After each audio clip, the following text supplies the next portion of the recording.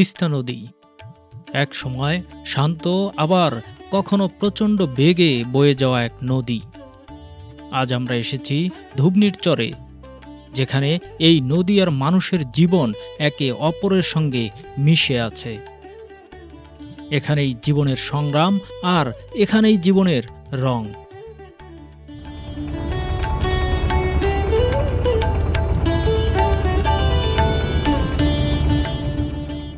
নৌকার ঢেউয়ে দুলে দুলে আমরা যাচ্ছি আমাদের সেই কাঙ্ক্ষিত গন্তব্যের উদ্দেশ্যে।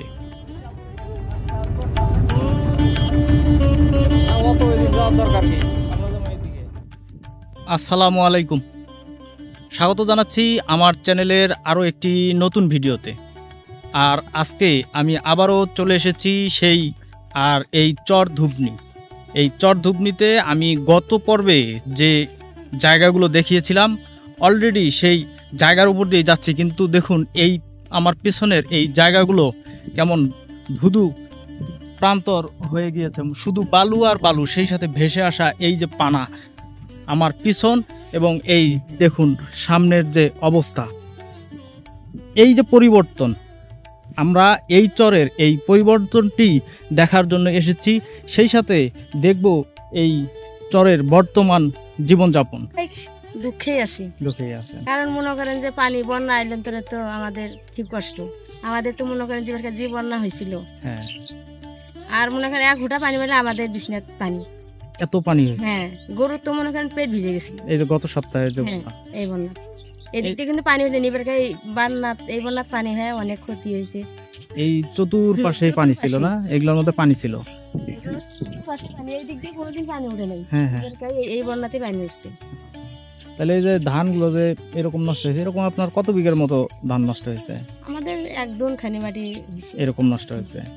ভাত খাওয়া যাবে হয়তো, চাউলগুলো কিন্তু খাওয়া যাবে, কিন্তু বিক্রি করতে পারবেন না, তাই না? না, বিক্রি করলে তো একদম মনে করেন যে দাম হবে না, দাম নাই।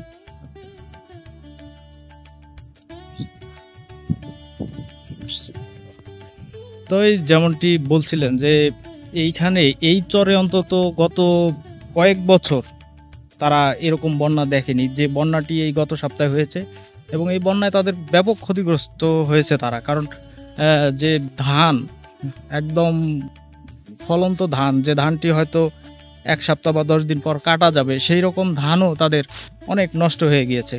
যে কারণেই তারা একটু হতাশা, যেহেতু ধানের যেটি বলল এই চরের একজন বাসিন্দা, যে ধানেরও দাম খুব কম, সেই সাথে তাদের এই ক্ষতির যে ব্যাপারটি, সেটি তো রয়েই গিয়েছে।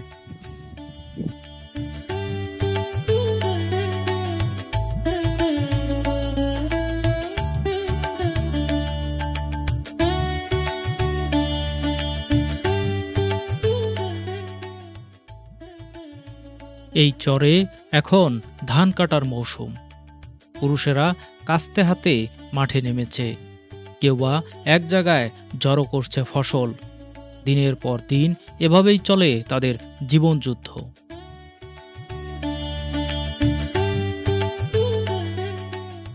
যেখানে সূর্য ওঠে কাজের ডাক নিয়ে, আর অস্ত যায় ক্লান্ত শরীরের নিঃশ্বাসে।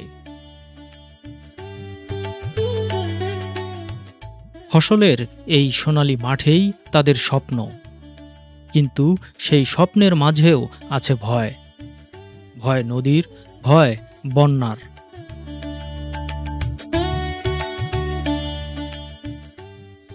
দেখুন এই যে কৃষকের সোনালী ধান, সে ধানের রং আর সোনালী নাই। এই ধানগুলো দেখুন, এই ধানগুলোর কালার একদম মাটির কালার হয়ে গিয়েছে। এই গত 10 দিন আগের যে বন্যা, সেই বন্যায় এই ধানগুলো ব্যাপক ক্ষতিগ্রস্ত হয়েছিল।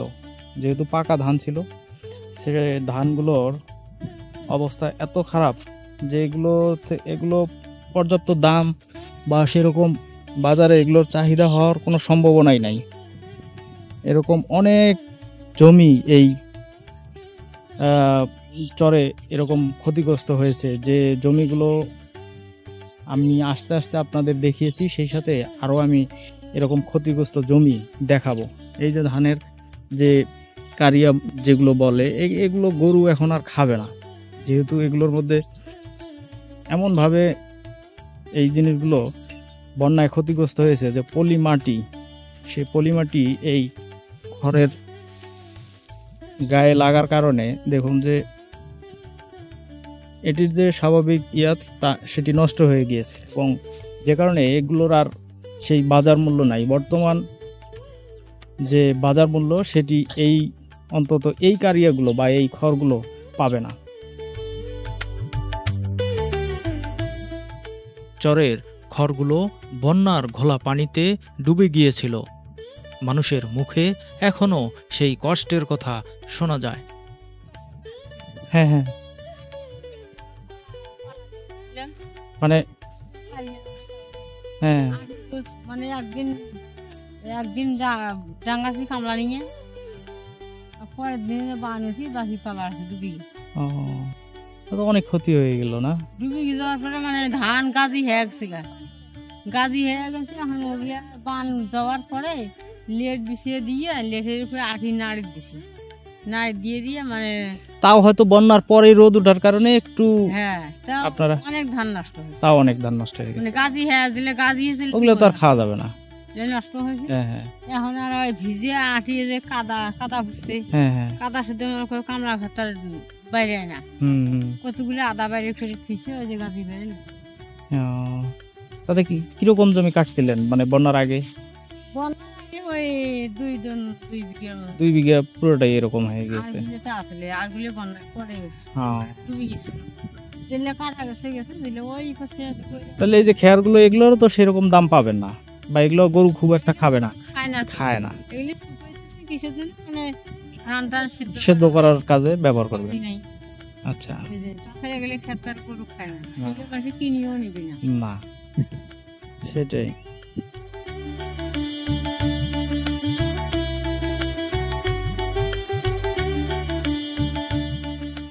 এই চর শুধু জমি নয়, এটি এক জীবন্ত গল্প, যেখানে নদীর বুকে জন্ম নেয় গ্রাম, আর মানুষ নদীর স্রোত বেয়ে গড়ে তোলে নিজের ঘরবাড়ি, নিজের আশ্রয়।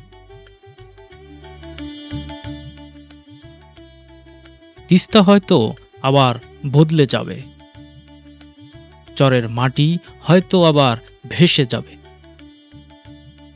কিন্তু মানুষের মনোবল হারাবে না কখনো। তারা জানে জীবন মানেই লড়াই,